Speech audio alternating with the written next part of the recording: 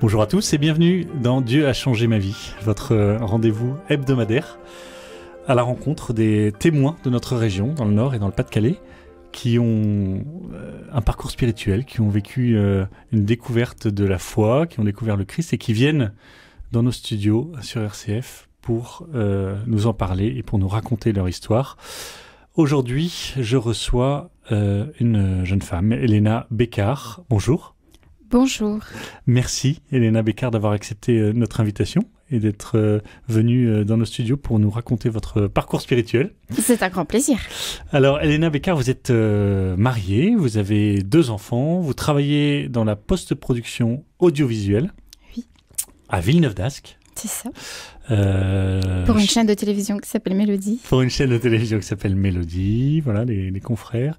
Et puis, vous êtes d'origine russe. Oui. Ça s'entend un petit peu parce que vous avez un léger accent sympathique. Je garde ça pour les amis. Voilà. Et vous allez nous raconter un petit peu comment votre parcours vous a fait rencontrer le Christ, puisque aujourd'hui, vous pouvez le dire, vous êtes croyante, vous croyez en Jésus et vous êtes même catholique pratiquante ou pas? Je suis russe orthodoxe. Orthodoxe, pardon, excusez-moi. Orthodoxe. Ouais, bravo. Félicitations. Pardon, excusez-moi. Oui, mais la pleine communion, c'est pour bientôt, bien entendu, on l'espère. Donc vous êtes orthodoxe, excusez-moi, et pratiquante, ma langue a fourché. Alors, pour commencer, donc racontez-nous, Elena, vous avez grandi en Russie. Oui, je suis née au milieu des années 70 en Russie soviétique. Et j'ai connu une enfance dans un pays où la religion était interdite. La religion était interdite, ah oui. Oui, tout à fait. Il y a 70% des églises étaient détruites par les communistes.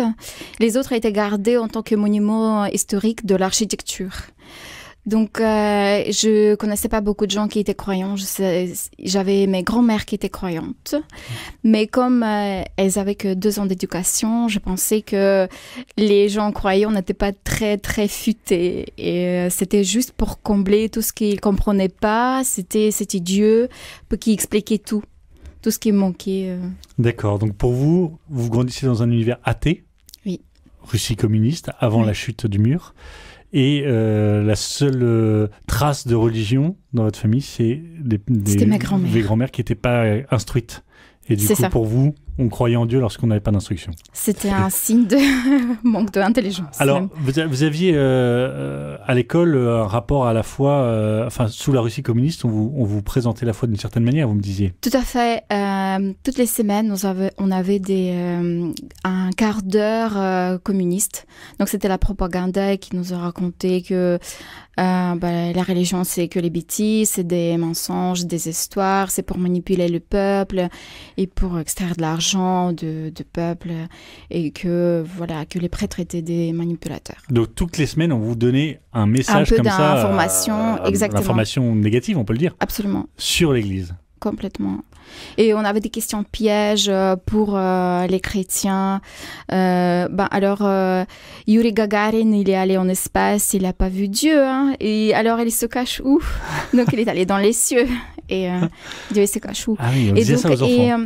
Et en fait, c'est vrai que Khrouchtchev a posé la question à Yuri Gagarin après son voyage en espace. Il a dit, alors, est-ce que tu as vu Dieu? Et Yuri Gagarin lui a répondu, non. Mais c'est pas tout ce qu'il a répondu. Il a dit ensuite, si tu trouves pas Dieu sur terre, tu vas pas le trouver au ciel. Ah ouais, c'est beau, c'est très beau, c'est une belle réponse. Et alors, après avoir grandi en Russie, vous êtes amené à déménager.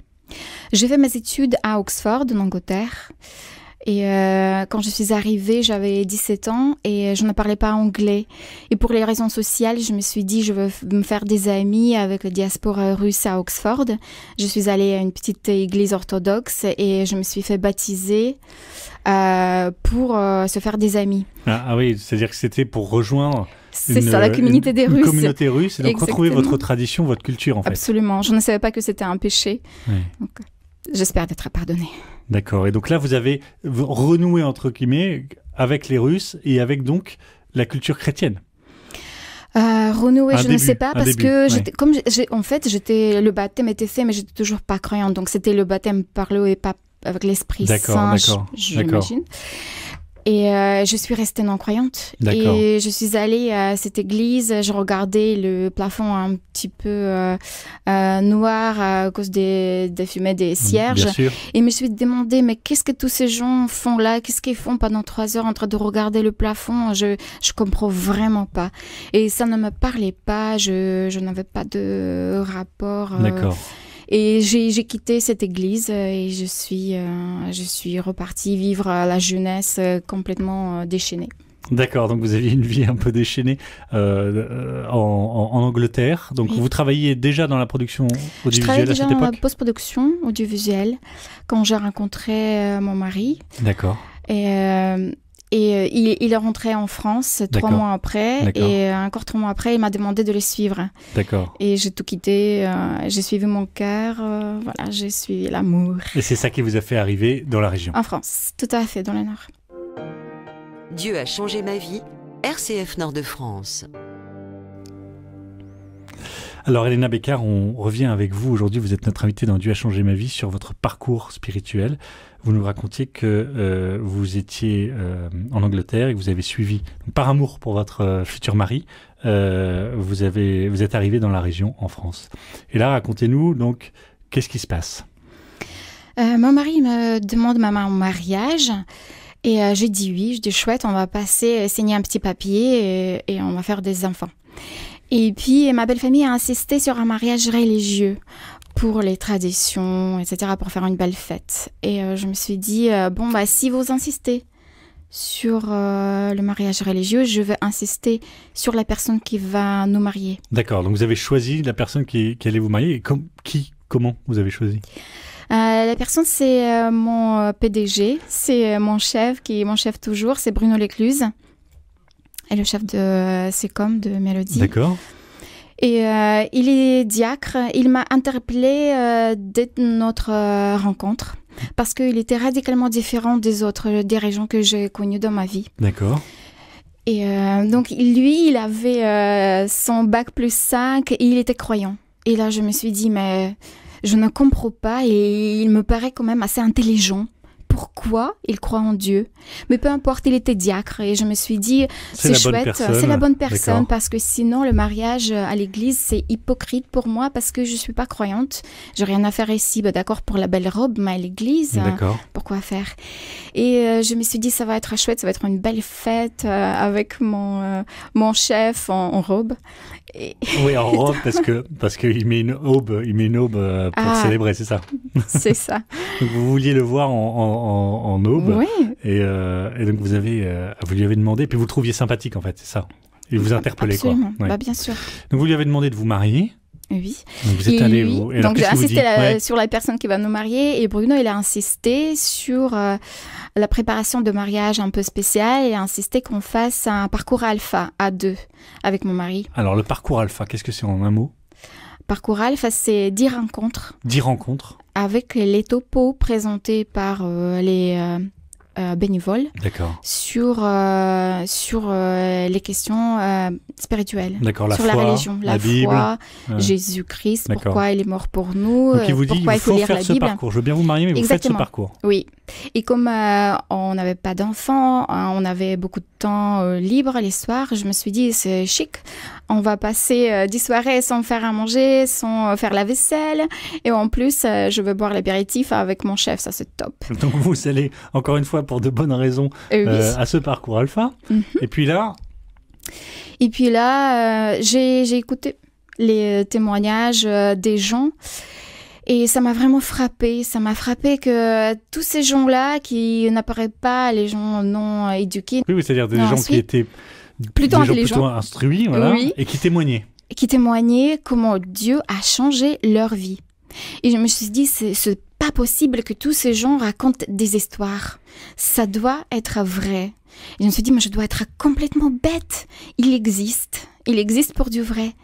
Et je me suis dit, je vais prendre un risque, je vais faire cette prière. La prière qui venait vraiment du cœur, c'était un cri de cœur, c'était la prière du pécheur. Alors qu'est-ce que c'est que la prière du pécheur? C'est une prière très polie. On dit pardon, merci et s'il te plaît. Alors... On dit Seigneur, pardonne-moi pour mes péchés. Merci d'avoir envoyé ton Fils pour nous sauver. Et s'il te plaît, viens dans ma vie et dans mon cœur et prends ta place. Donc vous avez choisi de dire cette prière. Et oui. Et j'ai pleuré. Ça m'a juste arrivé d'un coup. Je n'ai pas quelqu'un de très sentimental où je n'étais pas. Et je n'étais pas quelqu'un qui pleure facilement. Ça faisait peut-être des années que je n'ai pas pleuré. Et là, je n'ai pas arrêté de pleurer. Je me suis dit, mais qu'est-ce qui m'arrive ? Et là, il m'est arrivé plein de belles choses. Donc c'est votre cœur qui a été touché profondément ? Oui. Et comment vous interprétez ça ? C'est Dieu, c'est le Christ qui s'est révélé à vous ? Absolument. Et j'ai vécu des moments, vraiment des coups de joie où toute la poitrine était remplie d'une joie juste incroyable que je n'ai jamais sentie dans ma vie. Et je savais que c'était l'amour de Dieu. Et je savais que je devais la partager avec les autres. Alors on arrive au terme de cette émission. Elena, un grand merci pour votre participation à Dieu a changé ma vie. À bientôt la semaine prochaine pour une autre rencontre.